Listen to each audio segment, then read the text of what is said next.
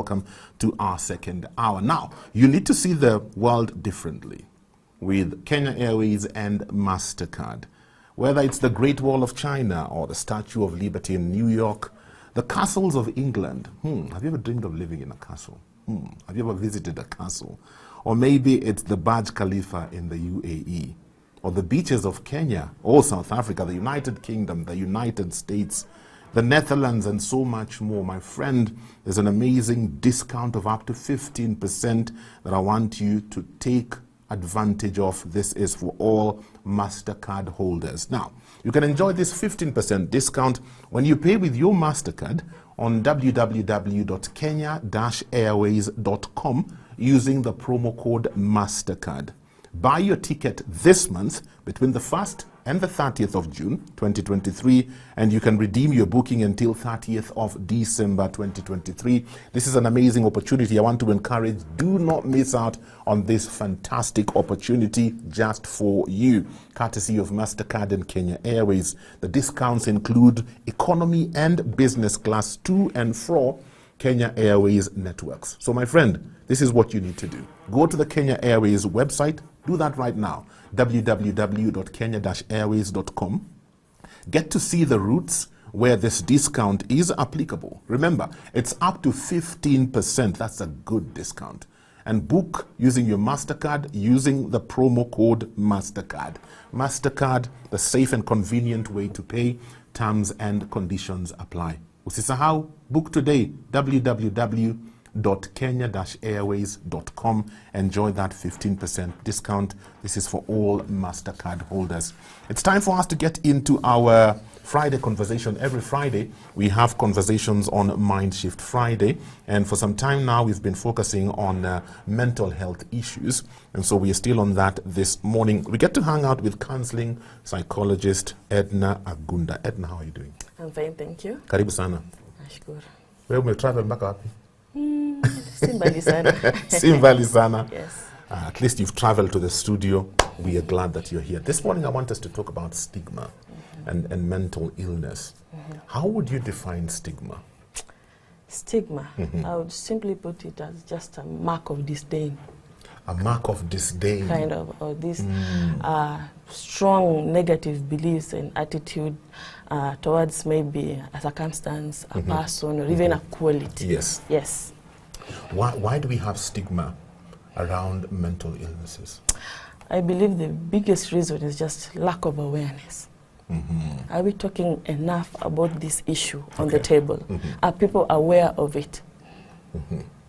Do you think, or rather from your practice and from what you do, do you see a lot of stigma, and how does it manifest? Actually, I do a lot of it. In fact, most of my clients would come in, but they're still not sure. Oh. Like, should I be here? Does this really work? There is no faith in the service, in the professional. Okay. Okay. So do they come because they've been referred, or they just come because? Some come because they've been referred. Some because maybe they just push, like they're in the corner. There's nowhere to turn to, nobody to turn to. Yeah. So this is my last option. So what has But, been the end? yeah, but still, sijui ka itafanya. Najaribu tu. Okay. Is there anything like, you know, when we talk about stigma, we're thinking of how other people react to my issue. Is there something like personal stigma? Yeah, in fact, it's called self. It's a self. These are simply my own stigmatizing view about my situation, my condition. What will people think of me? What will my friends think of me? You know, will I be discriminated? How will my neighbors think of me? Yes, and I believe that's one of the worst types of really? stigmas. Yes. Why? Because now, you see, that's damage from inside. You see?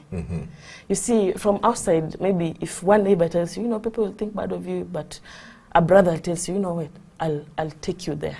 Yeah. You know, I'll give you a shoulder to lean on.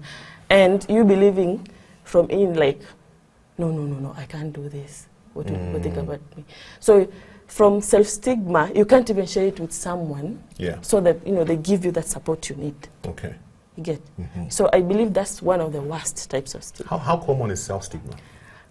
You'd be surprised. Oh, really surprised me. Almost all of them. Really? They're scared. And they'll tell you, I once had these clients who came and they'll tell me, you see, I've just left my friend down there. They don't know I'm here. Oh. Please don't let them know. It's that bad. How does this affect the individual? I believe now they kind of tend to isolate, like, I'm alone in this. I can't trust anyone, I can't trust no one, now self-isolation begins.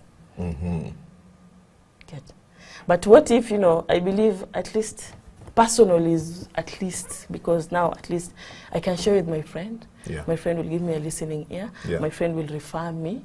My friend will help me, will walk with me. There's a chance of being convinced, to seek help when it is personal. But when it is it's self-sabotage. Ah, self-sabotage, Yes. That's sad.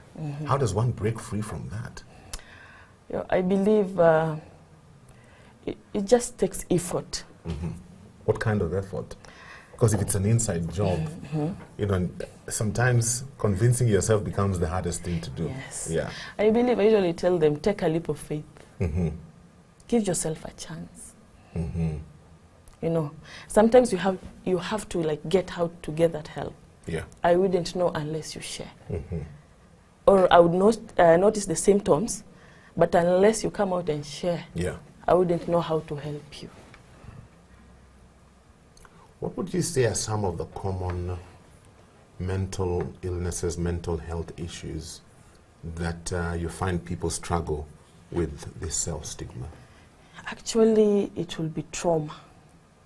Oh. Trauma is one of the leading cases I've handled, and actually be surprised. Almost all of us are walking around with trauma. A nation that's traumatized. Traumatized. In all ways, we are all traumatized. Yes. Yeah. But I feel like it's worse. You see, when you begin to share, now it's not only me. Even my friend's parents are in an abusive marriage, not only my parents. You get, even that neighbor of mine was defiled. So now I can come out and speak. It's not only me. Yeah.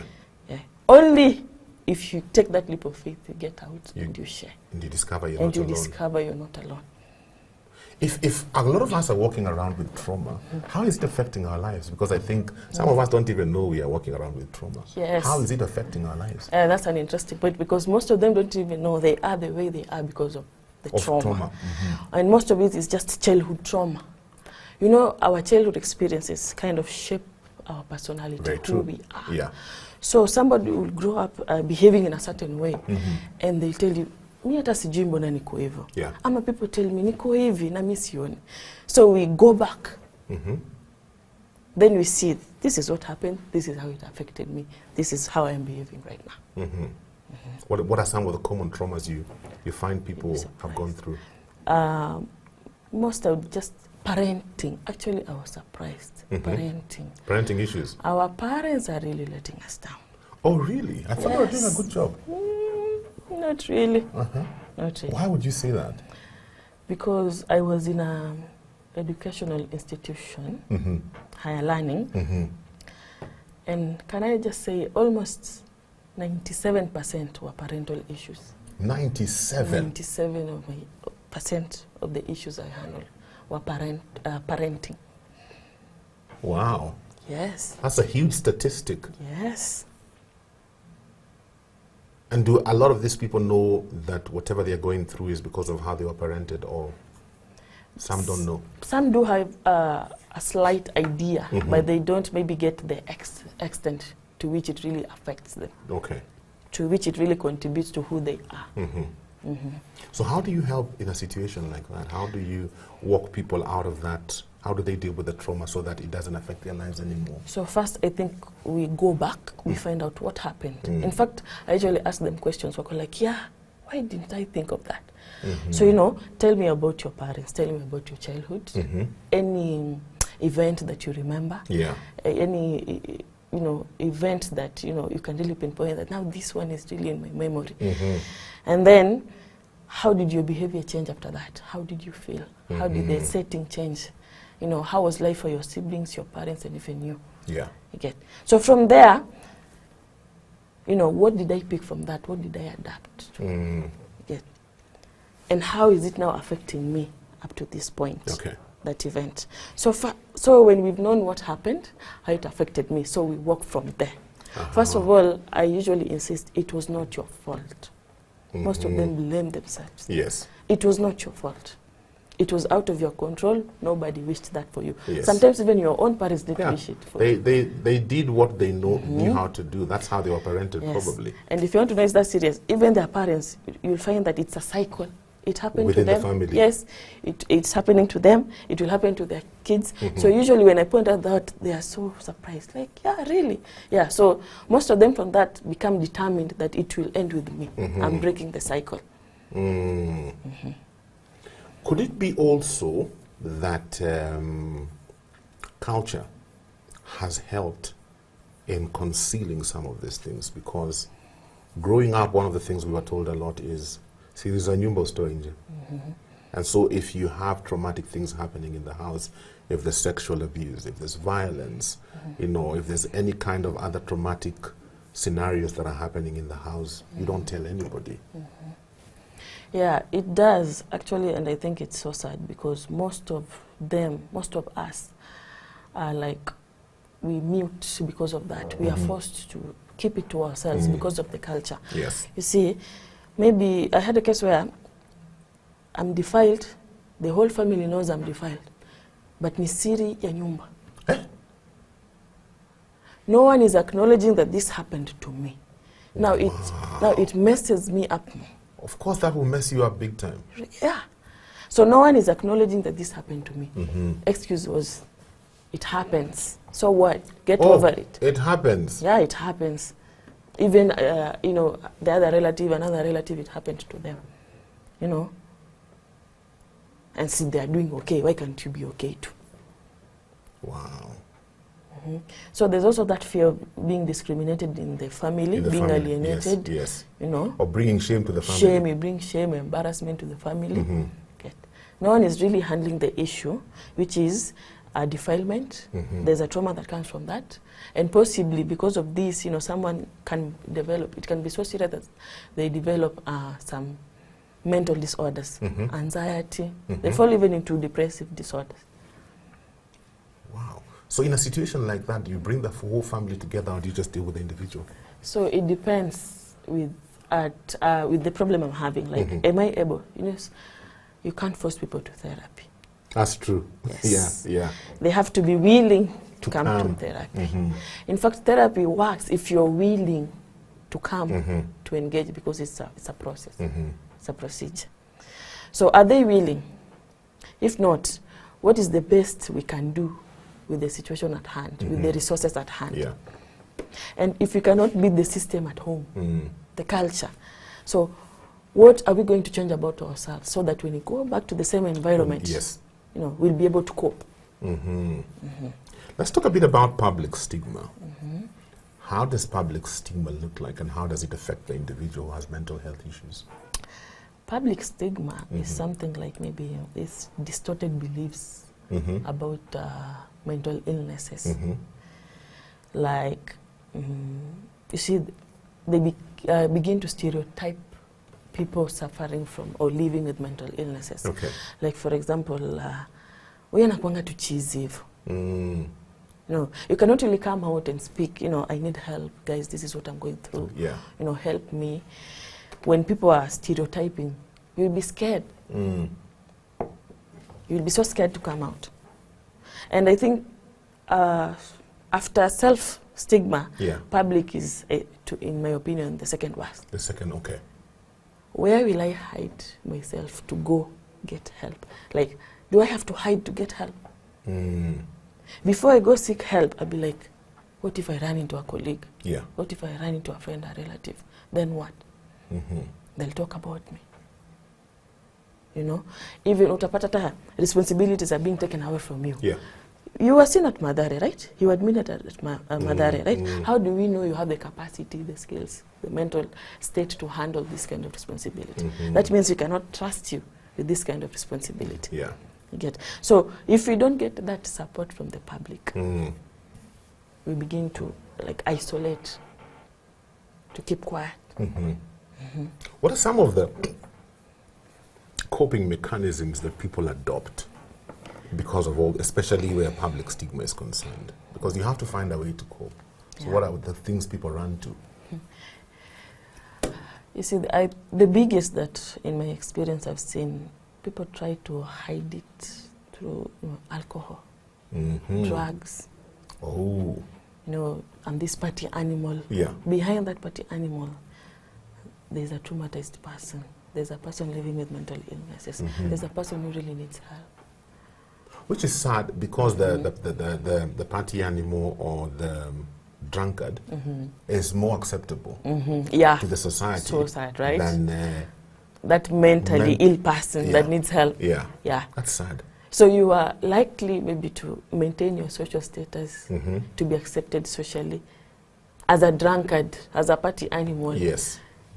Than a mentally ill person. Up to now, still people are still ashamed to admit that this is my friend, and maybe he or she is suffering from substance use disorder. He or she maybe is schizophrenic. Yes. Yet we are more willing to accept this other side more than this other genuine side that we really need to support. That is just sad. So I had a client once. He had gone through some trauma at home, and I was asking him, do you have support? And he told me, if my friends were to know, they'd make fun of me until I die. What? And I think it was suicide. It is. I still think about it up to today. It is. If the closest people around you cannot support you at your lowest, who will? Who will support you? Who will support you? Yeah. No, we've always had issues with alcohol, especially with men.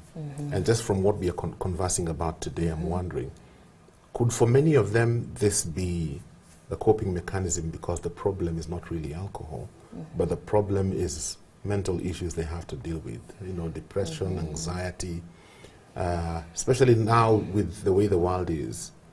Could that be a source for the drunkenness we are seeing and the abuse of alcohol and drugs? Yes, I believe in most cases it is, because as you know, the way they say, you know, men don't share their problems. Yes. You die with it. Jikaze kisabuni. Jikaze kisabuni, upambane nayo. I believe kisabuni lazima itaisha. Most of them, yes, it should. Most of them choose this route. Okay. You know, like, it's almost like it will reduce their masculinity to come out and just share. You know, I need help, guys. In a sense, it does, because of the perception of the society. because of the perception, right? Yeah. So I believe now we die with it, but now I'll cope with alcohol. You know, I'll cope maybe with even womanizing. Most of them, go that route. You know, whatever will help me forget, will help me go through today. No, we're having a conversation about this with some men. This week we were doing a recording, and the psychologist was with us in the studio, was saying, you know, it's easier for, we were talking about stress at work, and he was saying that it's easier for women to deal with some of these things because women talk a lot. A woman would even meet a stranger in the matatu, and they would start conversing, and before long they're sharing how their work is strenuous and what, and they'd find some relief in that. But for us men, if we are not talking about the government and the opposition, we are talking about Arsenal. Watu Arsenal wako na trauma, need kutafuta clients and the Arsenal. Watu Arsenal, watu wa Man. We're talking about soccer, we are talking about politics. But we don't talk about issues that are affecting us. So you get drunk together, or you whatever together, but you go home still with your issues because you don't talk about it. And then when such a person commits suicide or takes their life, they'll be like, but he was just fine. He was just fine. Yes. Yeah.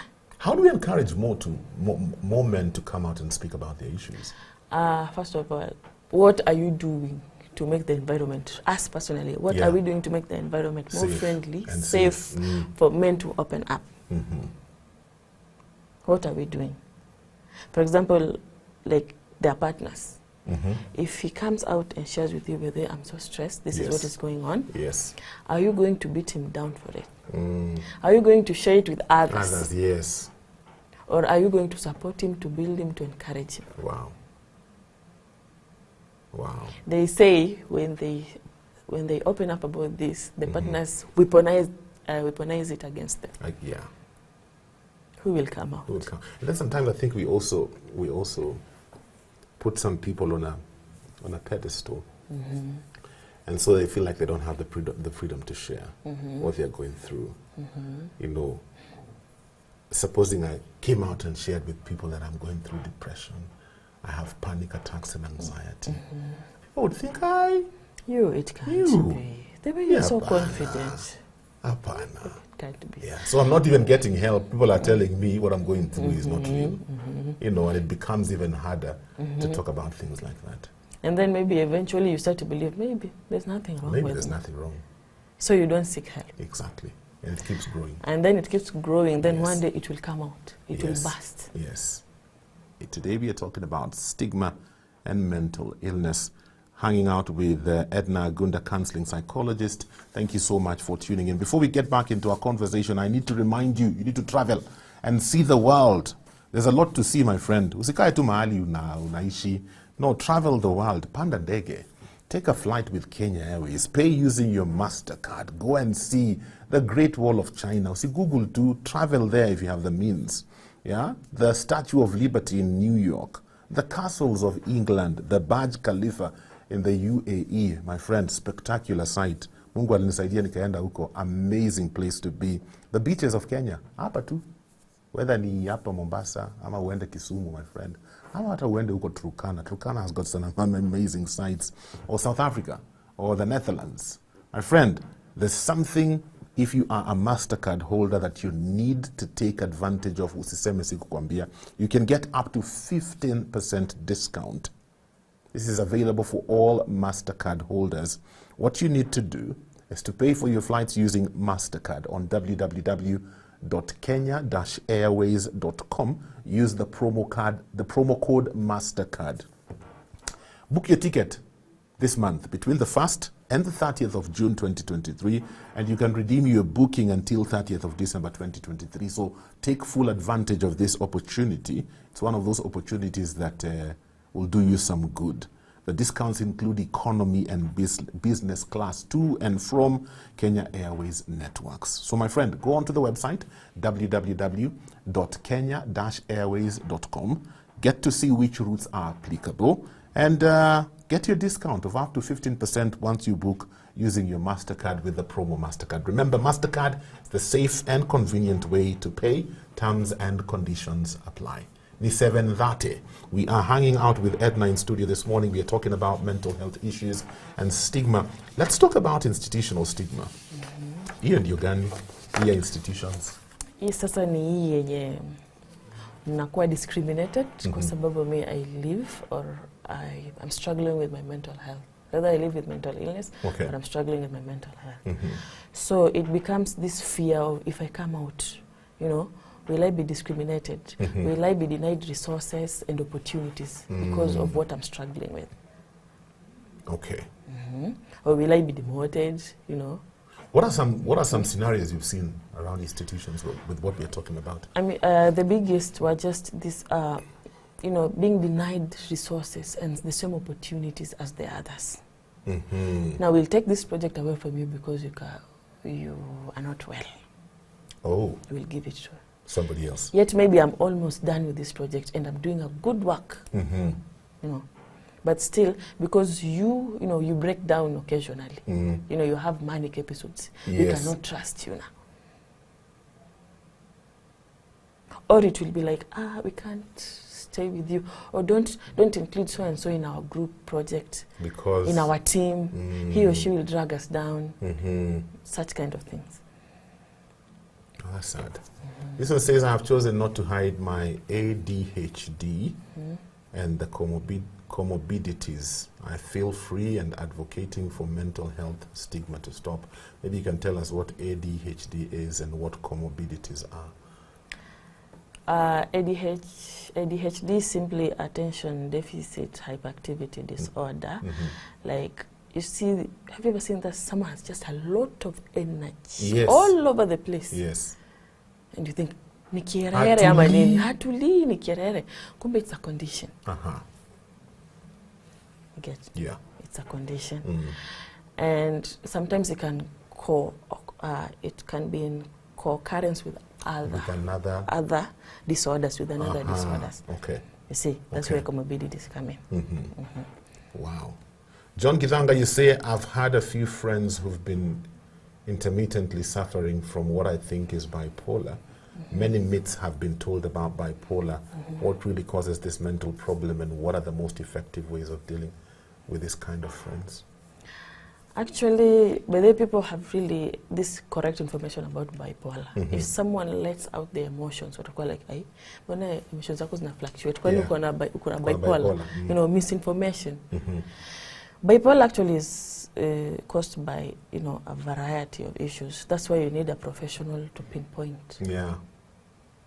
So do you see the dangers of misinformation? Yeah, self-diagnosis tuache, please. Mm-hmm. Ndio pia inaleta misinformation, and pia ina contribute to stigma.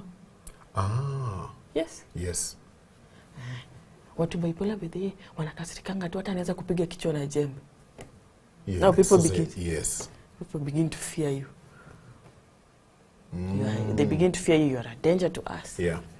In fact, one common thing people keep saying these days, depressed. Mm-hmm. I don't know what you think about that. They haven't been diagnosed. Wamechapa tu na stress kidogo, ami hata nasikia tu niko depressed. Just the way you said it, you need stress kidogo. Depressive disorder is actually so serious. You'd see it. You just see it. Mtu anaji-isolate totally. Yeah. Isolation. At a self-neglect, you can see the way physically, psychologically, the way they handle themselves. You can just see it. It's just kidogo, but bado unaweza. You can eat. Yes. You still engage in the activities you used to love. Yes. Ija kuhit bado. That is something that can be handled by nature. May tell them, enda nature walk, go exercise, go dance, watch your favorite movie. You see, some things don't even need, a professional or even meds. Yeah. Nature. Fanya exercise. Watch that movie. And the nature walk. Toa stress. I'm just curious, Edna, because when we began this conversation, we said lack of information is what fuels stigma. How then do we create awareness about the common mental health issues that people face within our region? In fact, I don't even think we know the common mental health issues. We just know depression, now you're bipolar. So how do we start to create awareness? What can we do? First of all, I believe education will be really important in healthcare, like apart from the professional psychologists, psychiatrists, counselors, other healthcare professionals trained on mental health. Are they able to spot and refer appropriately? In schools, is it incorporated? Are they aware? Okay. So from there, we can maybe proceed with some policies, legislation, service development. Yeah. And you see, I think from there, even the government can now begin to maybe adapt it budgetary-wise. Okay. See, we'll allocate these funds for training, for these institutions, to support people living with mental illnesses. For the person who's listening to this conversation and they have a mental health issue and they're already experiencing discrimination, they're going through stigma, whether it's personal stigma, community, institution, what's the way forward for them? What would you advise them to do? First, for self-stigma, I would really just encourage you to take that leap of faith. I usually tell my clients, think about you. Close your eyes and think about you. How can I help myself? Take that leap of faith. I usually just tell them, that leap of faith is like stretching your hands and we'll hold you from there. Just come, stretch that hand, take that chance and we'll hold you from there. We'll walk with you. Yes. That's for self-stigma. For others, you see, no one has to know you're even coming to therapy. Yeah. Confidentiality. That's why I can meet you out there and we'll pass each other like we've never seen each other. Hatujuani kabisa. Hautaniuliza maswali. Even your partner does not even have to know. Unless it's an emergency. Depression, I don't know you out there. Okay. Unless it's an emergency. So please take that leap of faith. Do it for you. Yes. And then after you do it for the people around you, because the people around you also suffer. That's your partner, your spouse, your children, yes, your relatives, your family, they suffer. So do you want to help them? It has to start with self-help. yes. That leap of faith. Okay. And just, I usually tell my clients, stretch that hand and we'll hold you. We are here for you. What about the institutions? What can they do? The institutions, first of all, I believe they have to create an inclusive environment. Yeah. During recruitment, like, first of all, have you like come up with policies that, you know, support the people that are suffering or living with mental illnesses? And if you've created the policies, do you open up discussions about this? Do you talk about the services that the institution or the organization offers? I was surprised most students didn't even know that there's a counseling department in that institution I was in. Oh, they didn't know. Like, I would have come Kitambo if I knew. I didn't know. Wow. So do you communicate to maybe the students, to the employees that this is their services for this? Please come whenever you need it. Yeah. Right? And do they also like monitor any psychosocial hazards that contribute? They have to take into account these issues and how they contribute to mental health and how that will affect the performance of the employees at work. True.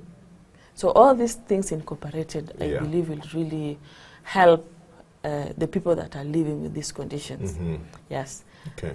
And even the productivity will improve. If I believe that, you people care about me, my health, my mental health, I'm able to come out, I'm able to seek help. Now, I work confidently, knowing that you have my back.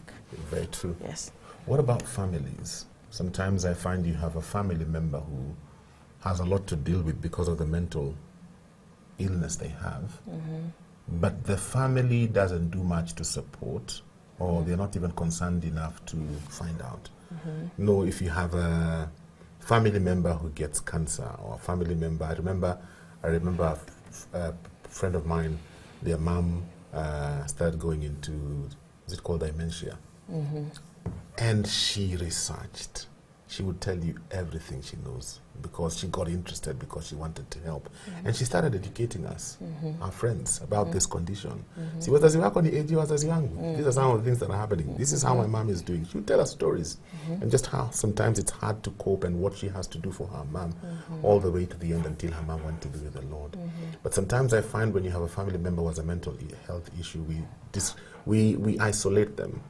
And so we don't even research to know what it is so that we can educate others.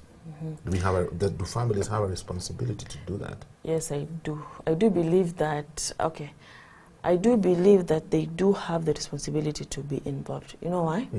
Because first of all, if this person is to seek help, get treatment, and adhere to treatment. Adhere, please, in bold. Yes. They need your support. There'll be someone to remind you, did you take your meds? Did you go for that session? Yes. And maybe even in financial support, like, are we able to come together, liars, and, find help, financial help, so that you get this help you need. It's family members who will maybe push you to, get back to yourself. Yeah. You used to love skating, right? How about you try skating? The family gatherings, they come together to support you, find out how you are. These are the little things that really contribute to getting better. So yes, family does play a very big role. It has to start with family. If the community support me, to support me or them, it has to start with my family. Then the community will join. Very true. Wow. Terry in Mombasa, you say this is a very educative program for families, and especially those that have family members who have mental health conditions. That is so true. Edna, our time is almost up. What would your parting shot be? My parting shot will be, you really need to better take care of your mental health. It's delicate. It's almost like an egg. Hold it as delicate as you'd hold maybe an infant. The way you wouldn't drop an infant. Yes. Don't drop it. Don't drop your mental health. How do you take care of your mental health? First of all, what are my triggers? And for those already living with, mental health challenges, What are my coping strategies?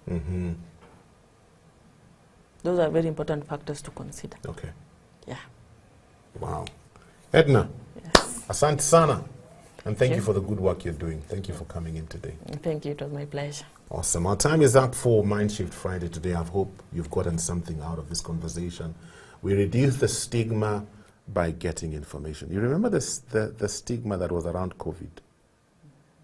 Ungekohoa kwa matatu ungetupwa nje. My friend, we were so scared for our lives. And then information. Those who've gone through it share their experience and what they have learned. And then we realized, now the stigma is not even there. We're hardly talking about COVID. See ati iliisha, bado iko. But we're hardly talking about it. Same thing, mental health issues. If you have a family member who suffered depression, schizophrenia, bipolar, all these conditions, anxiety attacks, panic attacks, talk about them. Tell us about it. Let's talk about it. Let's make them know that we understand what they're going through and we are willing to help. That's the only way we will be able to kill the stigma. Ni hayo kwa leo. But before I go, I need to remind you once again, you need to see the world differently with MasterCard and Kenya Airways. See the Great Wall of China, the castles in England, the beaches in Mombasa in South Africa, the Burj Khalifa in the United Arab Emirates. There's so much to see. And if you are a MasterCard holder, there's a special discount just for you, courtesy of Kenya Airways and MasterCard. 15% off when you pay for your trips with your MasterCard on www.kenya-airways.com. Very important 3 things you need to remember. Pay with your MasterCard and then pay on the website www.kenya-airways.com. And the third important thing you need to remember, this offer is valid for this month from the 1st of June until the 30th of June 2023, but you can redeem your booking until the 30th of December 2023, so you have a good window there. So don't miss out on this discount. Take opportunity and take advantage of it if you are a MasterCard holder. So log on to the website www.kenya-airways.com and get to see which routes have this discount, which routes are applicable. Do your booking using the promo MasterCard. And remember, MasterCard is the safe and convenient way to pay. Terms and conditions apply. Thank you for watching. Remember, subscribe to our YouTube channel so that you can get notified whenever we upload new fresh content every day. Stay tuned and enjoy fresh, uplifting content.